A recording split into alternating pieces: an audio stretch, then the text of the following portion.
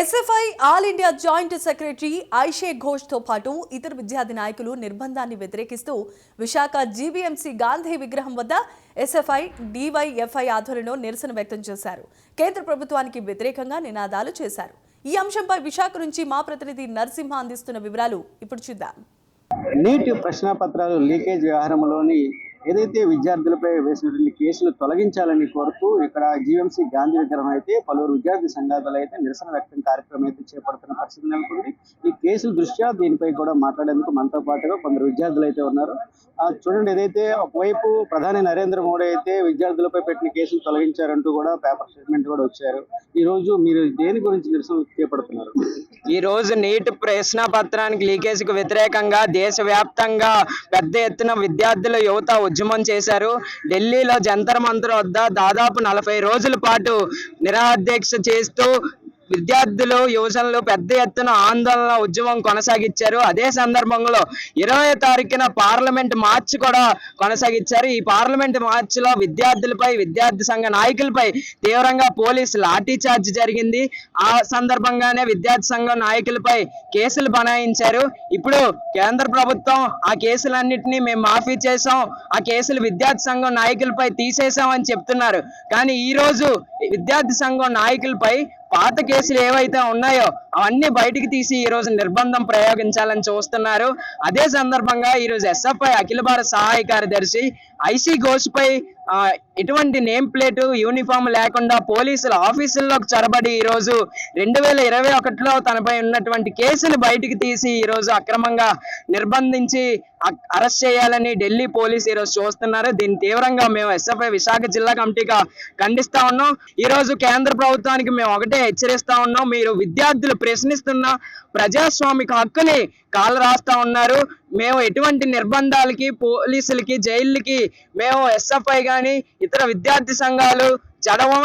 ఈ దేశం కోసం, ఈ దేశ విద్యార్థుల కోసం, విద్యార్థి భవిష్యత్తు కోసం, అలాగే ఈ కేంద్ర ప్రభుత్వం ఈ విద్యా వ్యవస్థని పూర్తిగా ఈరోజు భ్రష్టు పట్టిస్తుంది. ఈ విద్యా లోకం కోసం ఈ రోజు ఎస్ఎఫ్ఐ కానీ ఇతర విద్యార్థి సంఘాలన్నీ కూడా భవిష్యత్తులో కూడా మా ఉద్యమాన్ని కొనసాగిస్తాం. ఎటువంటి నిర్బంధాలకి ఈ రోజు మేము వెనక్కి తగ్గమని ఈ రోజు కేంద్ర ప్రభుత్వానికి హెచ్చరిస్తా ఉన్నాం. ఒకవైపు ఏదైతే ప్రధానంగా అయితే రాజకీయ కక్ష ధోరణిగా ఈ తరహా ఏదైతే కేసులు పెట్టారని కూడా ఒకవైపు భావిస్తున్నారు. అదేవిధంగా ఏదైతే ఈ రోజు ఒకవైపు పేపర్ స్టేట్మెంట్లు కూడా సెంట్రల్ నుంచి స్టేట్ వరకు కూడా కేసులు పెట్టడం లేదని చెప్పి ఒకవైపు ప్రభుత్వాలు అయితే చెప్తున్నారు. దీనిపై ప్రభుత్వం చేతల్లో చేస్తున్నది చెప్తున్న దానికి మధ్య చాలా వ్యత్యాసం ఉన్నది. బయటికేమో మేము ఎవరి మీద కేసులు పెట్టబోదలుచుకోలేదు అని చెప్పేసి చెప్పడం జరిగింది. కానీ పాత కేసులతో కలిపి అన్ని విద్యార్థి నాయకులపైన యువకులపైన కేసులు ఈరోజు పెట్టి పోలీసులు నిర్బంధంలోకి తీసుకోవడానికి తీవ్రంగా ప్రయత్నం చేస్తున్న పరిస్థితి కనిపిస్తూ ఉంది. ఈ సందర్భంగా సూటిగా కేంద్ర ప్రభుత్వాన్ని ఒకటి అడగదలుచుకున్నాను. మీ ప్రజాప్రతినిధులు ఎవరైతే ప్రభుత్వంలో ఉన్న పెద్దలు ఉన్నారో వాళ్ళ మీద హత్య కేసులు ఉన్నాయి, వాళ్ళని ఎందుకు మీరు ఈరోజు రక్షిస్తూ ఉన్నారు? ఈరోజు డ్రగ్స్ విపరీతంగా చలామణిలో ఉన్నాయి. డ్రగ్స్ కి వెనక నుండి నడిపిస్తున్న వాళ్ళు కూడా ప్రజాప్రతినిధులు అనేది తెలుస్తూ ఉంది. యువకులు ఈరోజు బలైపోతూ ఉన్నారు, జైల్లో మగ్గుతున్న పరిస్థితి ఉంది. కాబట్టి దీని నుంచి చూస్తే తప్పనిసరిగా ప్రభుత్వం కుట్రపూరితంగానే చేస్తా ఉన్నది అని చెప్పేసి అర్థమవుతా ఉంది. జంతర్ మంతర్ దగ్గర జరిగిన విద్యార్థి యోజన పోరాటానికి ఎవరైతే పోలీసుల రూపంలో వచ్చి దాడులు చేశారో, పోలీసులు వచ్చి దాడులు చేశారో వాళ్ళ మీద చర్యలు తీసుకోవాలి, వాళ్ళు వెంటనే సస్పెండ్ చేయాలి, క్రిమినల్ చర్యలు తీసుకోవాలి అని చెప్పి డిమాండ్ చేస్తా ఉన్నాం.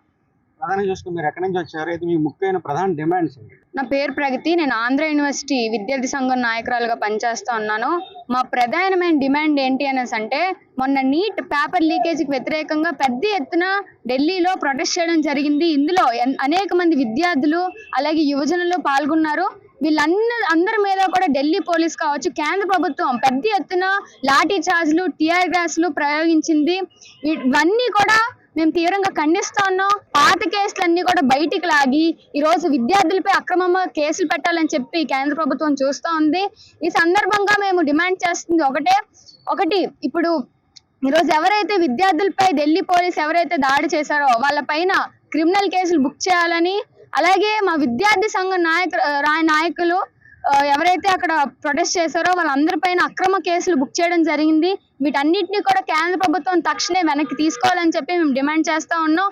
చేయలేని పక్షంలో విద్యార్థులం, యువజనులం అందరం కలిసి పెద్ద ఎత్తున ఢిల్లీ రాజధానిని చుట్టుపడతామని చెప్పి ఈ సందర్భంగా మేము హెచ్చరిస్తా ఉన్నాం. ప్రధానంగా ఏదైతే చూసుకుంటే నీట్ పరీక్ష పత్రాలు లీకేజీ చేసినటువంటి విద్యార్థులను కూడా అక్రమంగా కేసులు పెడుతున్నారని, అదేవిధంగా కేసులు వెనక్కి తీసుకోకపోతే ఢిల్లీ అంతా మేము ఆక్రమించి మరింత నిరసన కార్యక్రమం చేపడతామని ఒకవైపు అయితే విద్యార్థులు చెప్తున్న పరిస్థితి అయితే ఇక్కడ నెలకొందని చెప్పవచ్చు. కెమెరామెన్ సూర్యతో నరసింహ, ప్రైమ్ మినిస్టర్ విశాఖపట్నం నుంచి.